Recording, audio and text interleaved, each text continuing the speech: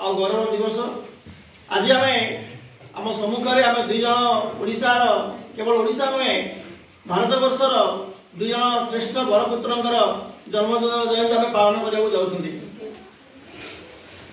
आम आम सम्मुखें देखुं आम सुभाष चंद्र बोस जहाँ नेताजी बोली संबोधन करुचे।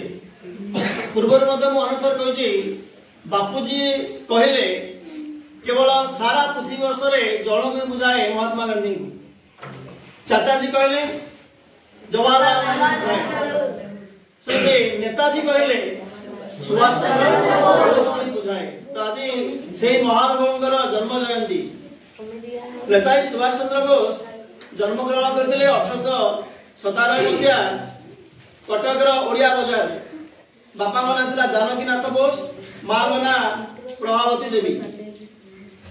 बापा जानकीनाथ बोस जन उच्च कोटिर उच्च श्रेणीर वकिल थे, आईन व्यवसाय करते। तो नेताजी बाल्यकाल बाल्य शिक्षा आरंभ होता 1902 मसीहा।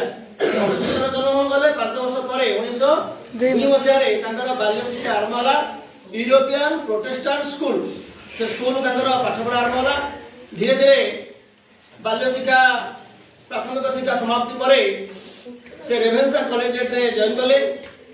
रेभेन्सा कॉलेज रे पढ़ुला समय सेठारे हमर जे अध्यापक थे ओटेन साहेब से कौन कले ना से प्रत्येक दिन भारतीय पिला को भारतीय मान विरुद्ध में किसी टिप्पणी दिखती भला।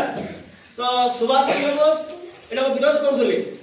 सामाजिक मैंने विरोध कर लेक्चर को अध्यापक को ए निवृत्त होगा कहते। तो से अध्यापक कौन कले ना सुरेंद्र साय नेताजी विरुद्ध में किसी गोटे इलिगेशन आने कॉलेज बहिष्कार करागला। से आउ कॉलेज में जॉइन कले। सेठारे से ग्रेजुएशन पास कले। ग्रेजुएशन पास कला परे बापा अनुरोध से कौन कले आईसीएस परीक्षा देले। आईसीएस मतलब इंडियन सिविल सर्विस परीक्षा जो आम बर्तमान आईएएस परीक्षा कहूँ। से परीक्षा से अति सफलतार सहित उत्तीर्ण होते मनला। तो 1920 भितर से बिलात गले आईसीएस ट्रेनिंग नापी। तो ट्रेनिंग अवस्था कौन 1921 मसीहा बेलू जालियानवाला हत्याकांड तुम सब जान से जालियानवाला हत्याकांड घटी। तो से जो घटनाटा बहुत व्यथित करला। से कौन कले ना आईसीएस परीक्षा छाड़िले। से जो ट्रेनिंग छाड़ी भारत को फेरी आसिले। भारत को आसा आमर गांधी से भेट है। तो सेठू जीवन गतिपथरा बदली गला। से कौन चाहिए ना भारत मातार सेवा करी इंग्रेज मान गोलामी करी नहीं भारत मातार सेवा करी। तो भारतीय जातीय कांग्रेस जोगदे मनला। भारतीय जातीय कांग्रेस जोग देखिए अनेक बार से जेल बंद जाइए।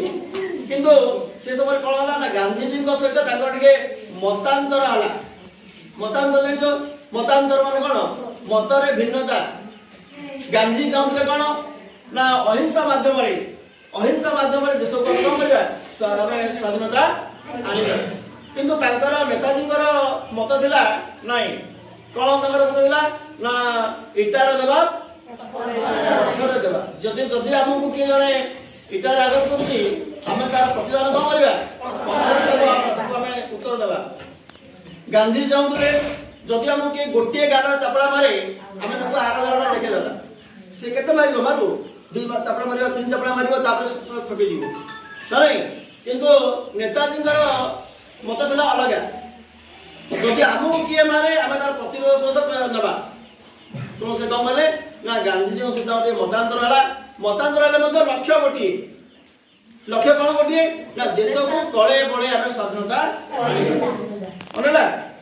आम गोटे अनुष्ठान में विभिन्न वर्गर शिक्षक शिक्षयित्री अच्छा कार को मत हो पारे को जिनस नहीं कार को मत हो पारे कि लक्ष्य सबदा गोटे हवा दरकार स्कूल उन्नति ना नहीं। ठीक से बोली गांधीजी लक्ष्य जहाँ नेताजी लक्ष्य ताहा किंतु पथ है भिन्न। तो जानते चरमपंथी नरमपंथी नहीं। तो चरमपंथी आम थे कि नेताजी सुभाष चंद्र बोस। तो सुभाष देखिले भारत में रहीकि देश को स्वाधीनता आनी हेनी। भारत को स्वाधीनता कौन किसी वैदेशिक साहाय्य नवा पड़ो। तो से कौन गले जर्मनी गले जर्मन रे थिले के हिटलर हिटलर सहित बंधुता स्थापन कले। हिटलर परामर्श रे जापान सहित से जोगसूत्र रक्षा कले मनला। तो से कौन गले ना जो हमर भारतीय मान थिले किछि भारतीय थिले किछि आफ्रिकार युद्धबंदी थिले हमर ओडिसा भारत लोक ताकू आनि के ओडिसा आजाद हिंद फौज गठन कले। आजाद हिंद फौज गठन कले एवं आजाद हिंद फौज को से कौन गले सशक्त करबा चाहिए। आ ताकर व्यवहार एते शांत थिला व्यवहार चालीचरण कथाबार्ता रे एते उद्भूत हले सैनिक माने जे समान कौन गले ना प्रिय समान नेताजी को ओडे नेताजी बोली भी संबोधन देले माने सुभाष चंद्र बोस को नेताजी आख्या देले। तो से दिन रो ताकर ना आगे कोन लागला नेताजी सुभाष चंद्र बोस। तो आजाद हिंद फौज देखो से आजाद हिंद फौज कोन गले ना से समय बहुत कथा ताकर विषय अछि। तो आजाद हिंद फौज कोन गला ना से किछि बात आपण अंडमान निकोबर पर्यंत आसी कि अंडमान निकोबर द्वीप अधिकार कले। तापरे से समय कोन होछि ना द्वितीय विश्व युद्ध आरंभ होला 1945 मसिया रे जोराई हला। से समय कोन होला ना तब जर्मनी जापान चुक्ति करथिले सुभाष को जे आमे तमे कोन स्वाधीनता पे आगे चलो हम तुमको सहायता करू। से समय जापान ऊपर तळे बोमा पडिला हिरोशिमा नागासाकी शहर ऊपर जापान विध्वस्त हो गेला। तो से समय जर्मनी जापान माने आ सुभाष को सहायता कर पाले नहीं। तो सुभाष चंद्र जो इच्छा थिला जे पूरा इंग्रेज मानू स्वाधीन कोन पूरा देश को विताड़ित करिवे से आशा तक रही गला मनला। तापरे सुना जाए जे किसी दिन परे से जतले भारत को आसुतले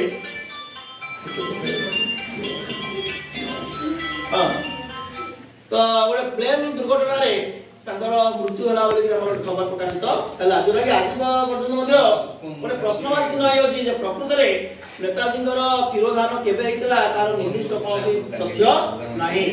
हम देखिबा प्रत्येक महापुरुषकर जन्म जयंती अछि तिरोधान जयंती अछि किंतु सुभाष बोसकर गोटे नेता जार कि हम जन्मदिन पालन करछथि किंतु तिरोधान दिवस ताकर नाही। ताकर जीवन में अनेक कथा हम शिक्षा पड़ियो। देखो छोट बड़ कथा से से प्राइमरी स्कूल पढुले से समय कोन होला खेल छुट्टी समय रे हला से इंग्लिश जो गोरा पिला माने समान कोन करथि ना सबले खेलिया जांदी कोला पिला माने कोन गछ में बसी देखो दी कोला पिला मानकर खेल अधिकार नथिला मनला। तो सुभाष ताका सामान बसाले सब जे आओ अरे से पिला सब खेल जंदी हम खेलिया इच्छा नहीं ना जदियो इच्छा अछि किंतु हम जदि खेलिया काम से जीवो समान कोन करिवे आक्रमण करिवे हला। तो सुभाष पिला मानक ऊपर नेतृत्व नेले कहले अच्छा तुमको भगवान हाथ दे नांदी कि तो समान आक्रमण करे तुम तो कोन करिवो प्रति आक्रमण करिवो। तो सुभाष कर नेतृत्व रे सब पिला भाई लेकोडी खेल पड़िया खेलिया पई। तो गोरा पिला मानका को प्रतिरोध कले। तो से गोरा पिला भारतीय पिला मध्यरे कोन खंड युद्ध होला। हम भारतीय पिला माने सुभाष बोस नेतृत्व रे से पिला बहुत करे थिले हला।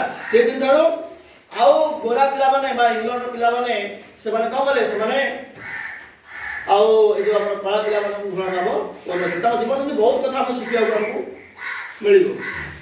ता सहित आज आउ जने बरपुत्र सुरेंद्र साय से मतलब संबलपुर जिल्लार खिंडा लाकर आदिवासी से समय सारा ओडिसा रे तले इंग्रेज मानक प्रादुर्भाव पहुंची दिला।